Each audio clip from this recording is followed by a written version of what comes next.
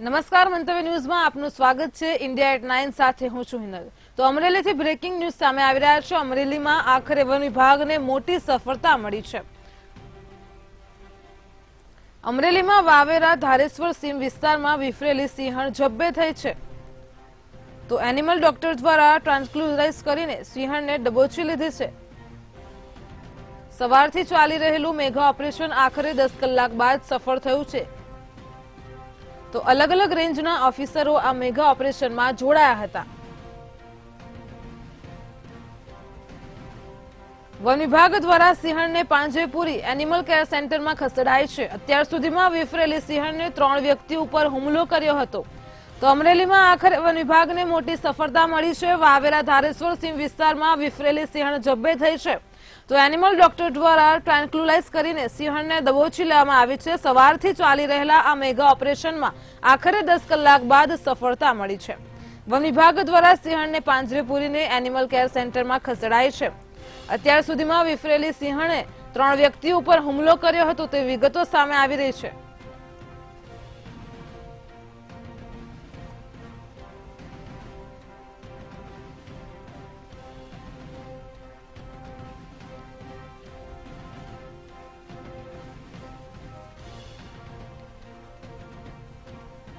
અમરેલીમાં વન વિભાગને મોટી સફળતા મળી છે। તેને લઈને જે વિગતો સામે આવી રહી છે તેમાં વાત કરવામાં આવે તો અમરેલીમાં સિંહણને ટ્રાન્ક્યુલાઇઝ કરીને અત્યારે પોલીસે જબ્બે કરી છે। તો વન વિભાગ દ્વારા સિંહણને પાંજરે પૂરીને એનિમલ કેર ખસેડાઈ છે। અત્યાર સુધીમાં વિફરેલી સિંહણને 3 વ્યક્તિ ઉપર હુમલો કર્યો હોવાની વિગતો સામે આવી રહી છે। તો વાવેરા ધારેશ્વર સીમ વિસ્તારમાં વિફરેલી સિંહણ જબ્બે થઈ છે। સવારથી ચાલી રહેલું આ મેગા ઓપરેશન આખરે 10 કલાક બાદ સફળ થયું છે। એનિમલ ડોક્ટર દ્વારા ટ્રાન્ક્યુલાઇઝ કરીને સિંહણને દબોચી લેવામાં આવી છે। અલગ અલગ રેન્જના ઓફિસરો આ મેગા ઓપરેશનમાં જોડાયા હતા। મળતી માહિતી અનુસાર અત્યાર સુધી વિફરેલી સિંહણે 3 વ્યક્તિ ઉપર હુમલો પણ કર્યો હતો।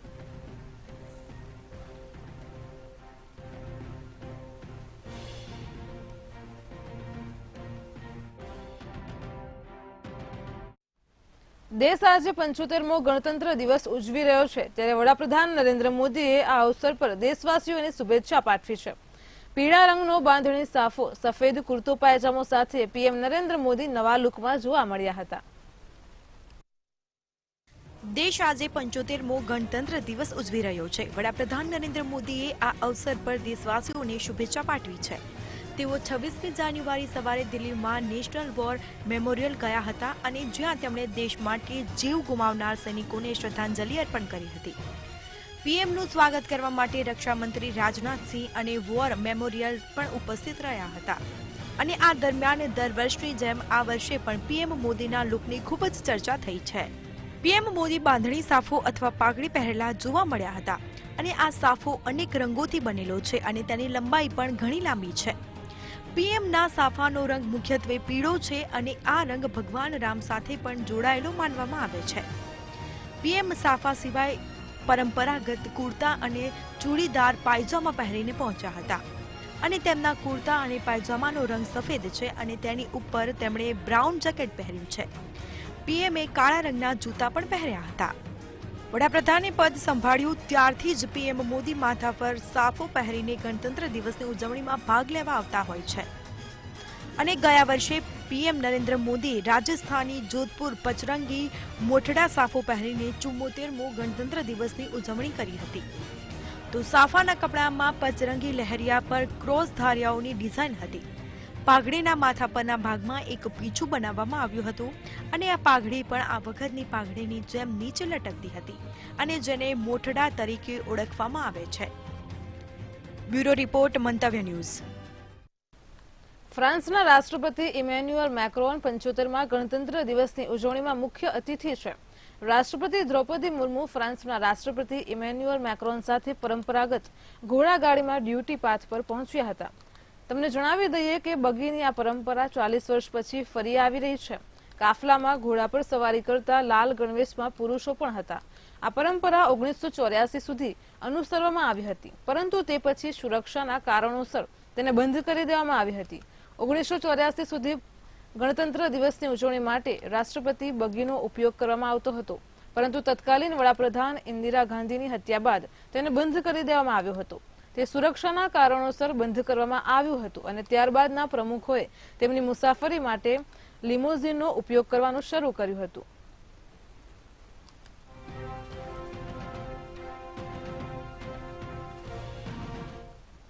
ગુજરાતના સરહદી પ્રવાસનની વૈશ્વિક ઓળખ વિશેષ જે વિવિધ વિષયો છે તેના આધારિત ઢોરડો ઝાંખીનું આજે નવી દિલ્હીના કર્તવ્ય પથ પર આયોજિત ગણતંત્ર દિવસની રાષ્ટ્રીય પરેડમાં પ્રદર્શનમાં ભાગ લીધો હતો. ગુજરાત રાજ્યએ તેના સામાજિક, રાજકીય અને ઔદ્યોગિક અને સાંસ્કૃતિક વિકાસ થકી દેશને હંમેશા નવી દિશા ચીંધી છે અને આ ઉપક્રમને બરકરાર રાખતા ચાલુ વર્ષ રાજ્યના સાંસ્કૃતિક વારસાને ઉજાગર કરતા ટેબ્લો ધોરડો ગુજરાતના સરહદી પ્રવાસની વૈશ્વિક ઓળખ વિષય આધારિત ઝાંખીનું તારીખ 26 જાન્યુઆરી 2024ના રોજ નવી દિલ્હીના કર્તવ્ય પથ પર આયોજિત પ્રજાસત્તાક પર્વની રાષ્ટ્રીય પરેડમાં પ્રદર્શનમાં ભાગ લીધો હતો. અમૃતકાળના પ્રથમ પ્રજાસત્તાક પર્વમાં પર્યાવરણીય અને ભૌગોલિક કુદરતી વિષમતાઓથી ભરપૂર કચ્છના રણમાં આવેલું રાજ્યનું સરહદી ગામ ધોરડો અનેક વિપરીત પરિસ્થિતિ છતાં પણ પ્રવાસન ક્ષેત્રમાં શિરમોર સ્થળ બનીને બેઠું છે અને તેનું ગુજરાતની આ ઝાંખી દ્વારા પ્રદર્શન કરવામાં આવ્યું છે. ગુજરાતની ભૌગોલિક સ્થિતિને ઝાંખીના આગળના ભાગમાં ફરતા ગ્લોબમાં દર્શાવવામાં આવી છે અને સમગ્ર વિશ્વમાં ગુજરાતનો નકશો અને ભૂંગા તરીકે કચ્છી ઘરોથી ઓળખાતા ધોરડોની દર્શાવવાની સાથે આ ટેબ્લોમાં સ્થાનિક હસ્તકલા, રોગાન કલા, કચ્છી પરંપરાગત સંગીત અને કૌશલ્ય સહિતની બાબતોને દર્શાવવામાં આવી છે. પરંપરાગત પહેરવેશમાં વિદેશી પ્રવાસીઓ ડિજિટલ રીતે પેમેન્ટ કરીને અહીંની કલાકૃતિઓને ખરીદતા પણ દર્શાવવામાં આવી છે, જે આ ગામની પરંપરાની સાથે ડિજિટલ પ્રગતિને પણ દર્શાવી રહી છે. Bureau report, Mantavya news. 75મા ગણતંત્ર દિવસની ઉજવણી દરમિયાન પરેડમાં પણ રામલલ્લાની ઝાંખી જોવા મળી હતી. આ વખતે પરેડમાં યુપીની ઝાંખીમાં રામલલ્લા આકર્ષણનું કેન્દ્ર બન્યા હતા. અયોધ્યામાં 22 જાન્યુઆરીએ રામલલ્લાના પ્રાણ પ્રતિષ્ઠા કરવામાં આવ્યા હતા અને શંખના અવાજ અને મંત્રીઓના જાપ વચ્ચે રામલલ્લા ગર્ભગૃહમાં બિરાજમાન થઈ ગયા છે. રામ મંદિરના ઉદ્ઘાટન બાદ ભક્તોનો ઉત્સાહ ચરમસીમાએ છે. દરરોજ લાખો શ્રદ્ધાળુઓ અયોધ્યામાં રામ મંદિરના દર્શનાર્થે આવે છે. એવામાં આજે એટલે કે 75મા ગણતંત્ર દિવસની ઉજવણી દરમિયાન પરેડમાં પણ રામલલ્લાની ઝાંખી જોવા મળી હતી અને આ વખતે પરેડમાં યુપીની ઝાંખીમાં રામલલ્લા આકર્ષણનું કેન્દ્ર બન્યા હતા. રામલલ્લાની ઝાંખીમાં 2 સાધુઓને કલશ સાથે બતાવવામાં આવ્યા હતા. ઇન્ડિયા ગેટની રાષ્ટ્રપતિ ભવન સુધી રાજપથ પર યોજાયેલા આ ભવ્ય પરેડમાં ઉત્તર પ્રદેશની ઝાંખીમાં ભગવાન રામનું બાળ સ્વરૂપ કર્તવ્ય પથ પર જોવા મળ્યું હતું અને હાલમાં તેનો વિડીયો સોશિયલ મીડિયા પર ઘણો વાયરલ થઈ રહ્યો છે. અત્યારે આખો દેશ રામલલ્લાની ભક્તિમાં લીન છે અને એવામાં આ પરેડમાં પણ રામલલ્લાના દર્શન કરવા માટે આવ્યા છે. Bureau report, Mantavya news. દેશ આજે 75મો ગણતંત્ર દિવસ ઉજવી રહ્યો છે. રાષ્ટ્રીય રાજધાની દિલ્હીમાં કર્તવ્ય પથ પર ભારતની લશ્કરી શક્તિ અને સાંસ્કૃતિક વિવિધતા દર્શાવવામાં આવી હતી. આ વર્ષની પરેડના મુખ્ય અતિથિ ફ્રાન્સના રાષ્ટ્રપતિ ઇમેન્યુઅલ મેક્રોન છે. પ્રજાસત્તાક દિન નિમિત્તે પોલીસ, ફાયર સર્વિસ, હોમગાર્ડ અને સિવિલ ડિફેન્સ અને કરેક્શનલ સર્વિસના કુલ 1132 જવાનોને વીરતા અને સેવા મેડલ એનાયત કરવામાં આવ્યા છે. અત્યાર સુધી પરેડની શરૂઆત હંમેશા મિલિટરી બેન્ડ સાથે થતી હતી, પરંતુ આ વખતે દેશભરમાંથી 100 મહિલા સાંસ્કૃતિક કલાકારોએ પરંપરાગત વાદ્યો સાથે પરેડની શરૂઆત કરી હતી. તમને જણાવી દઈએ કે ભારતનું બંધારણ 26 જાન્યુઆરી 1950ના રોજ અમલમાં આવ્યું હતું. કર્તવ્ય માર્ગ પર આયોજિત મુખ્ય સમારોહ રાષ્ટ્રગીત સાથે સમાપ્ત થયો અને અગાઉ ફ્લાય પાસ્ટની છેલ્લી રચના રાફેલ એરક્રાફ્ટ સાથે વિજય ફોર્મેશન્સના શો સ્ટોપર પરાક્રમ સાથે પૂર્ણ થઈ હતી અને ત્યારબાદ અંગરક્ષકો દ્વારા સશસ્ત્ર દળોના સુપ્રીમ કમાન્ડર અને રાષ્ટ્રપતિ દ્રૌપદી મુર્મુને રાષ્ટ્રપતિ ભવનમાં લઈ જવા પહોંચ્યા હતા. તેજસ, જેગુઆર અને રાફેલ પછી હવે સુઓઈ એરક્રાફ્ટ ડ્યુટી પાથ પર ઉડાન ભરી હતી. 3 સુઓઈ MKI ત્રિશુલ રચનામાં ઉડ્યા હતા અને ડ્યુટી પાથ ઉપર આકાશમાં મોટા અવાજો ગુંજી ઉઠ્યા હતા. Light combat aircraft Tejas, Rafale Su-30, MiG-29, P-8I અને જેગુઆર કાકોડા, Jaguar Dakota, Dornier, C-17, C-130J તેમજ light combat helicopter advance light helicopter અને અપાચે જેવા જૂના અને આધુનિક એરક્રાફ્ટ તેજસ, નેત્રા, વરુણ, વજરંગ અને ત્રિશુલ, અમૃત, પ્રચંડ, અર્જન અને તાંગેલ સહિત વિવિધ રચનાઓ પ્રદર્શિત કરશે. છેલ્લે Rafale fighter aircraft vertical Charlie દાવપેચનું પણ પ્રદર્શન કરશે. Bureau report, Mantavya news. રાષ્ટ્રીય રાજધાની દિલ્હીમાં કર્તવ્ય પથ પર ભારતની લશ્કરી શક્તિ અને સાંસ્કૃતિક વિવિધતા દર્શાવવામાં આવી હતી. સીઆરપીએફ, બીએસએફ અને એસએસબીની મહિલા જવાનોએ મોટરસાયકલ પર પ્રદર્શન કર્યું હતું. આ દરમિયાન દેશની મહિલા શક્તિએ સાહસિક પરાક્રમો કરીને પ્રદર્શન કર્યું હતું, જેમાં 260થી વધુ મહિલાઓ ચંદ્રયાન, સર્વત્ર સુરક્ષા, નમસ્કાર અને યોગ સિદ્ધિ સહિતની વિવિધ રચનાઓ દ્વારા તેમની બહાદુરી, શૌર્ય અને નિશ્ચયનું પ્રદર્શન કર્યું હતું. સ્ત્રી શક્તિનું પ્રદર્શન જોવા મળી રહ્યું છે. દેશના અંતરિયાળ વિસ્તારોમાં તૈનાત મહિલા કર્મચારીઓનું પણ પ્રદર્શન જોવા મળ્યું છે. તો કમાન્ડ ઇન્સ્પેક્ટર શહનાઝ ખાતુનના હાથમાં છે. શહનાઝની સાથે વધુ 13 મહિલા કર્મચારીઓની ટુકડી ફરજ પર છે. શુભેચ્છા રચનાની કમાન્ડ ઇન્સ્પેક્ટર સોનિયા બનવારીના હાથમાં છે. યોગા સે સિદ્ધિ સિટીએ અનિતા ભારતી અને 7 કર્મચારીઓની રચના છે.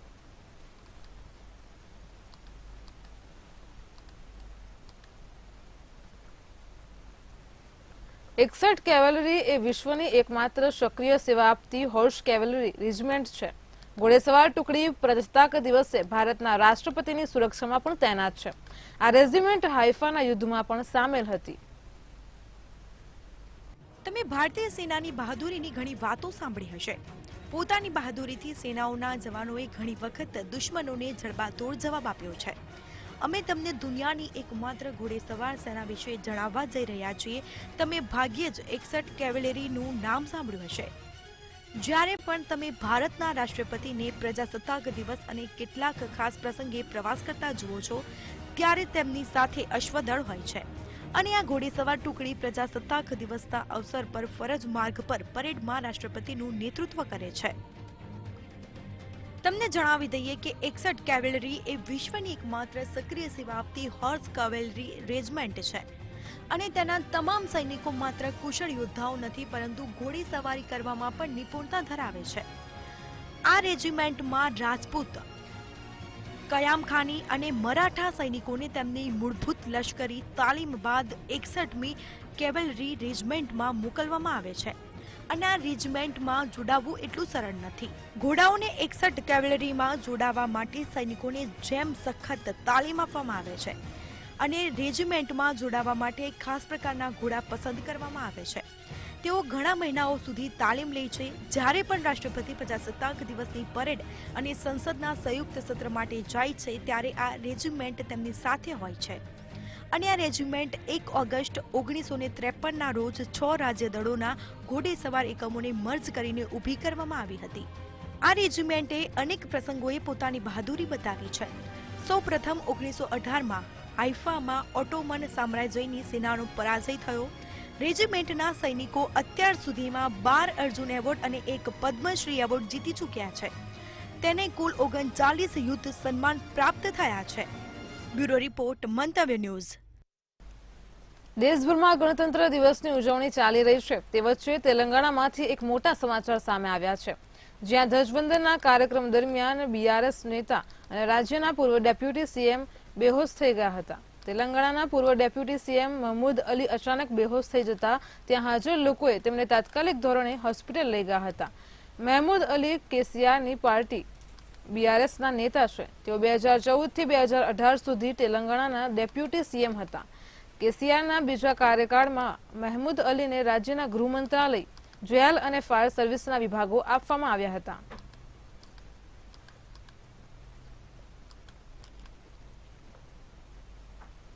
બિહારના ડેપ્યુટી સીએમ તેજસ્વી યાદવે પટનામાં ગણતંત્ર દિવસની ઉજવણી કરી હતી, જેમાં તેજસ્વી યાદવે કહ્યું હતું કે આજે સૌથી મોટો દુશ્મન બેરોજગારી છે. અમારી સરકારે આના પર ઐતિહાસિક કામ કર્યું છે. અમે 4.5 લાખથી વધુ નોકરીઓ આપી છે. કોઈ રાજ્ય સરકારે આવું કામ કર્યું નથી. આ અટકશે નહીં. અમે જે વચનો આપ્યા હતા તે અમે પૂર્ણ કરીશું અને બિહાર અને દેશને આગળ લઈ જઈશું.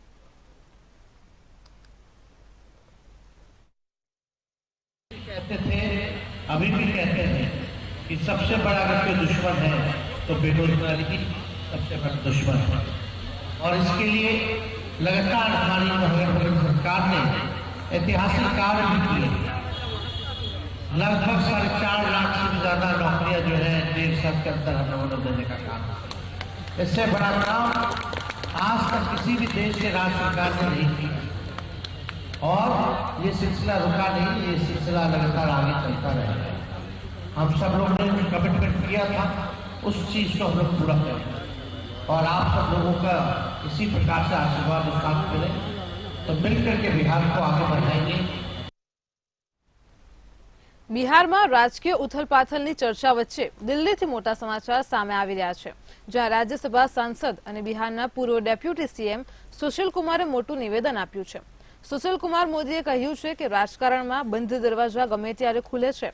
સુશીલ મોદીએ વધુ ઉમેરો કરતા જણાવ્યું કે શક્યતાઓના આધારે પણ દરવાજા ખુલી શકે છે। તેમણે કહ્યું કે આ નિર્ણય કેન્દ્રીય નેતૃત્વ દ્વારા લેવાનો છે। કેન્દ્રીય નેતૃત્વ જે પણ નિર્ણય લેશે અમે તેની સાથે રહીશું। વાસ્તવમાં સુશીલ મોદીના આ નિવેદનને વર્તમાન સમયમાં ખૂબ જ મહત્વપૂર્ણ માનવામાં આવી રહ્યું છે।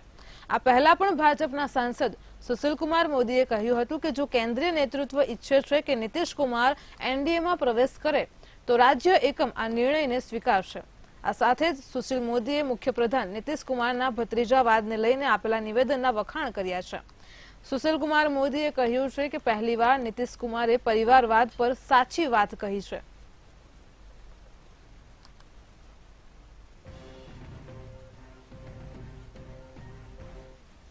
26 વિપક્ષી પાર્ટીઓના ગઠબંધન ઇન્ડિયાને ત્રીજો મોટો ઝટકો લાગવાની તૈયારીમાં છે। નીતિશ કુમાર ઇન્ડિયાના ગઠબંધનમાંથી નીકળે અને એનડીએમાં સામેલ થાય તે લગભગ નક્કી છે। નીતિશ પહેલા મમતા બેનર્જી અને અરવિંદ કેજરીવાલે પણ ઇન્ડિયા ગઠબંધનમાં નહીં પરંતુ અલગ રહીને પોતપોતાના રાજ્ય બંગાળ અને દિલ્હીમાં લોકસભાની ચૂંટણીઓ લડવાની જાહેરાત કરી છે। આગામી સમયમાં બીજી પાર્ટીઓ પણ બહાર નીકળી શકે છે તો બિહારના રાજકારણમાં ભારે હલચલ મચી ગઈ છે। આરજેડી સાથેના તણાવ વચ્ચે નીતિશ કુમાર ફરી એકવાર રાજ્યમાં નવી સરકાર બનાવવાની કોશિશ કરી રહ્યા છે। ઉલ્લેખનીય છે કે નીતિશ કુમાર એનડીએ સાથે મળીને સરકાર બનાવવા જઈ રહ્યા છે।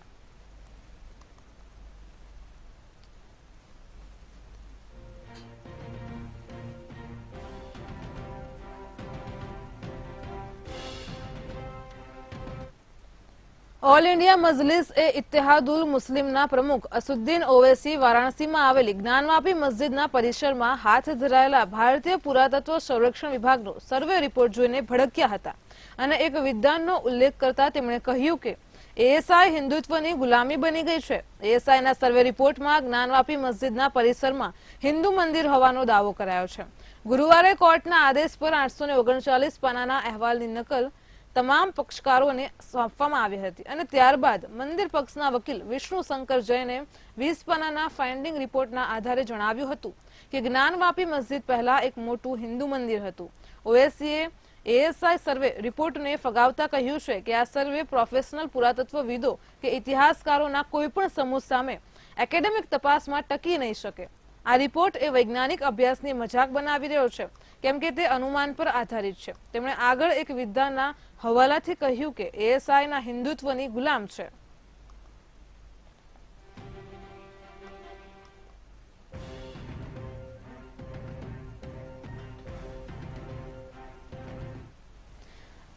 બુલેટિનમાં આગળ વાત કરીએ તો નાણામંત્રી નિર્મલા સીતારમણ 1 ફેબ્રુઆરીએ સતત છઠ્ઠું બજેટ રજૂ કરશે।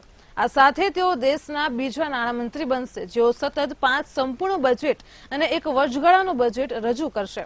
આ સિદ્ધિ અત્યાર સુધી માત્ર પૂર્વ વડાપ્રધાન મોરારજી દેસાઈના નામે છે, જ્યારે સીતારમણ 1 ફેબ્રુઆરીએ વર્ષગાળાનું બજેટ રજૂ કરશે ત્યારે તેઓ મનમોહન સિંહ, અરુણ જેટલી, પી ચિદમ્બરમ અને યશવંત સિન્હા જેવા ભૂતપૂર્વ નાણાપ્રધાનોના રેકોર્ડને પાછળ છોડી દેશે।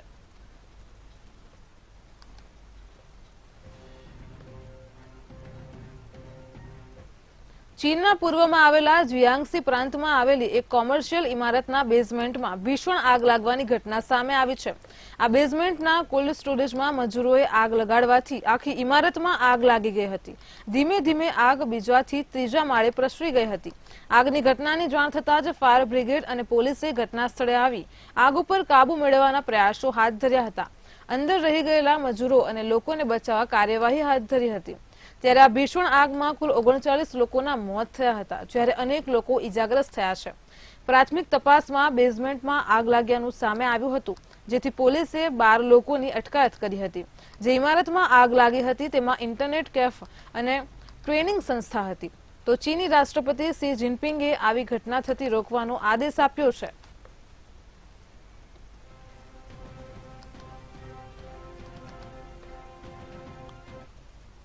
પાકિસ્તાન આર્મી ચીફ આસિમ મુનીરે એક સાથે 3 દેશોને ધમકી આપી છે.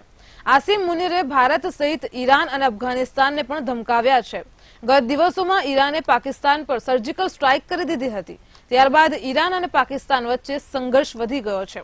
અફઘાનિસ્તાનની સાથે પાકિસ્તાનનો વિવાદ તહરીકે તાલિબાન પાકિસ્તાનની ત્યાંની સરકાર સાથે છે. તો પાકિસ્તાનના આર્મી ચીફ આસિમ મુનીરે ભારત વિરુદ્ધ ગમે ત્યારે બોલે જ છે. પરંતુ ઈરાન અને અફઘાનિસ્તાન સાથે તેમની નવી દુશ્મની શરૂ થઈ ગઈ છે અને આ પહેલી વખત બન્યું છે કે તેમણે 3 દેશોને એક સાથે ધમકાવ્યા હોય. એવું સમજવામાં આવી રહ્યું છે કે ભારત અને ઈરાન વચ્ચે સંબંધો ગાઢ બનતા પાકિસ્તાન સેના ભડકી ગઈ છે. હદ તો ત્યારે થઈ ગઈ જ્યારે તેમણે એવું નિવેદન આપી દીધું કે તેઓ એક સાથે 3 દુશ્મનો સામે લડવાની ક્ષમતા રાખે છે.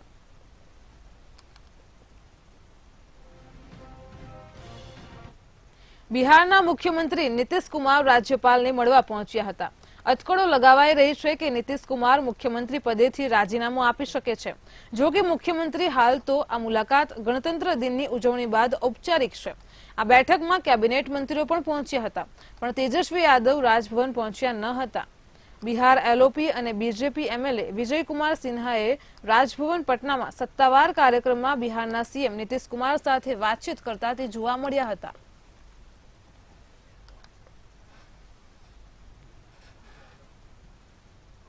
ઉત્તરાખંડ સરકાર યુનિફોર્મ સિવિલ કોડ બિલ 5 ફેબ્રુઆરીએ પસાર કરે તેવી અપેક્ષા છે અને તેથી આ બિલ પર ચર્ચા કરવા માટે રાજ્ય વિધાનસભામાં એક વિશેષ દિવસીય સત્ર બોલાવવામાં આવ્યું છે.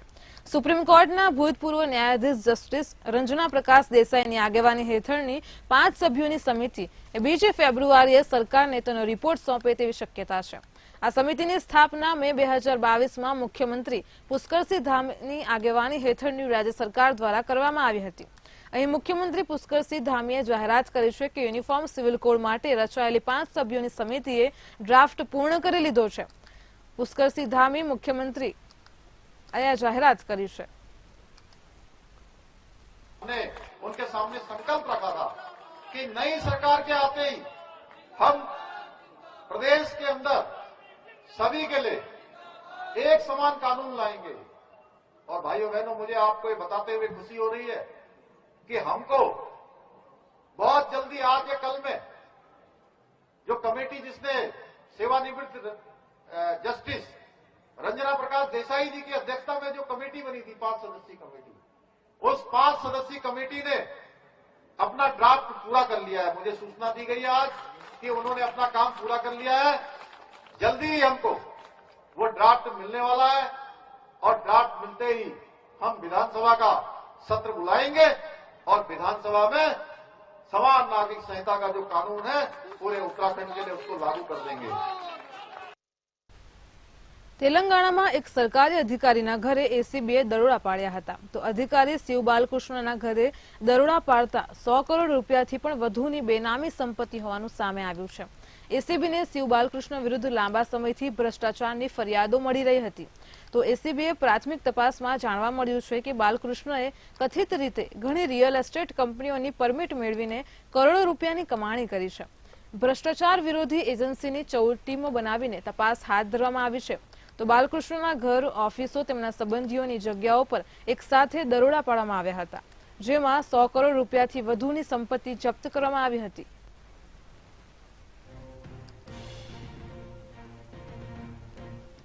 હેલ્થ ઇન્સ્યોરન્સ પોલિસી ખરીદનારાઓ માટે ક્રાંતિકારી નિર્ણય લેવામાં આવ્યો છે. હવેથી દેશની કોઈપણ હોસ્પિટલમાં કેશલેસ ઇલાજની સુવિધા મળી શકશે. પછી તો હોસ્પિટલ ઇન્સ્યોરન્સ કંપનીની લિસ્ટમાં હોય કે ન હોય. જનરલ ઇન્સ્યોરન્સ કાઉન્સિલે પોલિસી હોલ્ડર્સના હિતમાં આ નિર્ણય લીધો છે. કાઉન્સિલે જનરલ અને હેલ્થ ઇન્સ્યોરન્સ કંપનીઓની સાથે વાતચીત બાદ આ નિર્ણય લીધો છે અને કેશલેસ એવરીવેર ઝુંબેશ શરૂ કરી છે, જેમાં દેશની કોઈપણ હોસ્પિટલમાં કેશલેસ ઇલાજની સુવિધા આપવા પણ સહમતિ અપાઈ છે. હજુ સુધી હેલ્થ પોલિસી ખરીદનારા ગ્રાહકો માત્ર એ જ હોસ્પિટલમાં કેશલેસ ઇલાજની સુવિધા લઈ શકતા હતા કે જેમાં વીમા કંપનીના નેટવર્કમાં તે સામેલ હોય. જો કોઈ હોસ્પિટલ કંપનીના નેટવર્કમાં સામેલ નથી તો તેને ત્યાં ઈલાજ કરાવવા પર બધા જ પૈસાની ચૂકવણી પોતે કરવી પડતી હતી અને પાછળથી તે વીમા કંપનીની સામે રિમ્બર્સમેન્ટ કરી શકતો હતો. તેમાં મુશ્કેલી એ હતી કે જો વ્યક્તિની પાસે ઈલાજ માટે પૈસા નથી તો તેને આ વીમાનો ફાયદો પણ નહોતો મળતો.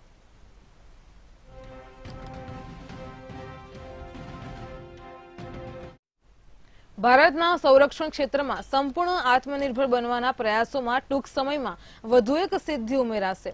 ડિફેન્સ રિસર્ચ એન્ડ ડેવલપમેન્ટ ઓર્ગેનાઇઝેશનના ચેરમેન ડોક્ટર સમીર વી કામતે જણાવ્યું હતું કે ભારત આ વર્ષે માર્ચ સુધીમાં બ્રહ્મોસ સુપરસોનિક ક્રૂઝ મિસાઇલની નિકાસ શરૂ કરશે. DRDO chairman doctor Samir V કામતે BrahMos supersonic cruise મિસાઇલની નિકાસને લઈને મહત્વપૂર્ણ માહિતી આપતા જણાવ્યું હતું કે ડીઆરડીઓ આગામી 10 દિવસમાં આ બ્રહ્મોસ મિસાઇલની ગ્રાઉન્ડ સિસ્ટમની નિકાસ શરૂ કરશે. આટલું જ નહીં, ડીઆરડીઓ દ્વારા ભારતીય સેના માટે ડિઝાઇન કરેલી અને ખાનગી કંપની દ્વારા ઉત્પાદિત 307 એડવાન્સ ટોલ્ડ આર્ટિલરી ગન સિસ્ટમ બંદૂકોનો ઓર્ડર આ નાણાકીય વર્ષના અંત સુધીમાં મળી શકે છે.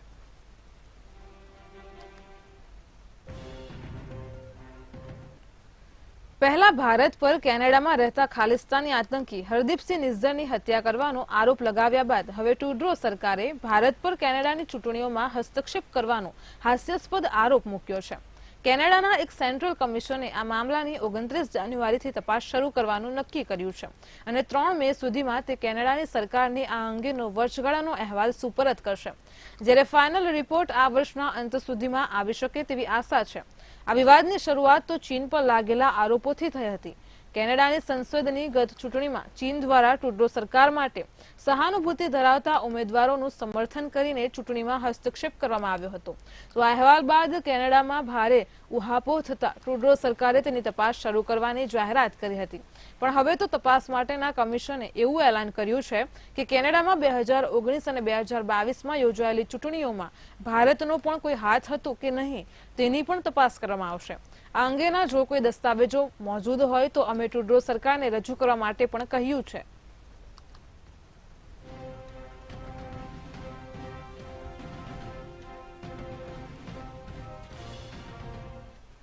રશિયા અને યુક્રેન વચ્ચે ચાલી રહેલા યુદ્ધની વચ્ચે હવે રશિયાની સાંસદે એક નવા કાયદાને મંજૂરી આપી છે.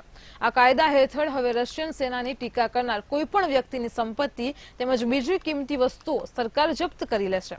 તો રશિયાએ ફેબ્રુઆરી 2022માં યુક્રેન પર હુમલો શરૂ કર્યો તે પછી આ યુદ્ધની ટીકા કરનારા અને સેના માટે અપમાનજનક શબ્દોનો પ્રયોગ કરનારા ઘણા લોકોની અટકાયત કરી હતી.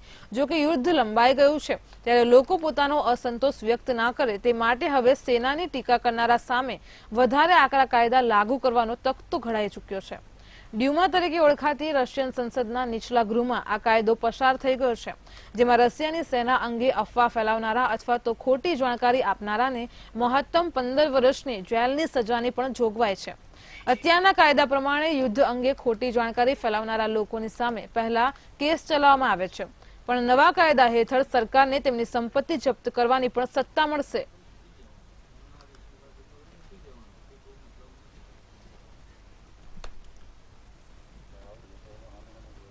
India@9 માં હાલ આટલું જ. દેશ વિદેશના સમાચારો માટે જોતા રહો મંતવ્ય ન્યૂઝ. નમસ્કાર.